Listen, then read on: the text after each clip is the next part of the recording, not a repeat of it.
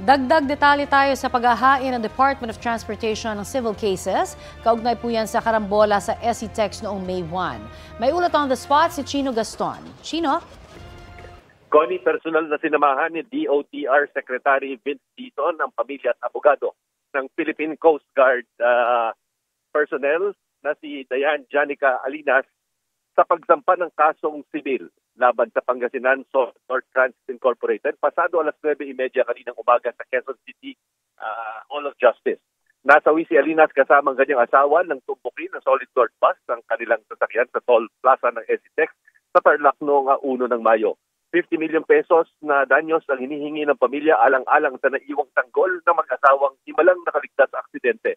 Ayon kay Secretary Dizon, malinaw ang mensahe sa kanyang pagsama sa pamilya at ito'y babala sa mga transportation companies na unahin ang kaligtasan ng kanilang mga pasahero at ang pagtitiyak na mananagot ang mga ito kapag nagpabaya sa kanilang mga responsibilidad. Mula Quezon City, nagtungo naman si Secretary Dizon sa Antipolo para naman sa pagsampa ng 80 million pesos civil suit para sa 8 miyembro ng isang religious group na namatay rin sa parehong insidente. Paglilinaw ni Dizon, bukod pa ang mga civil case na ito sa reklamong kriminal na isasampa naman ng Department of Justice laban sa kumpanya.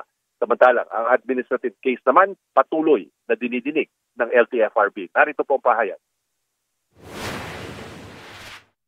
This is our responsibility, no? Ang importante dito, it's not just yung, hindi lang yung sumasama tayo dito at tinulungan natin ang mga pamilya sa pamamagitan ng pagbigay ng legal counsel, pero ito ay mensahe sa lahat ng mga bus company na hindi natin ito tolerate ito. Mula rito sa Antipolo City, ako si Chino Gaston ng GMA Integrated News. Balik sa inyo, Connie. Maraming salamat, Chino Gaston.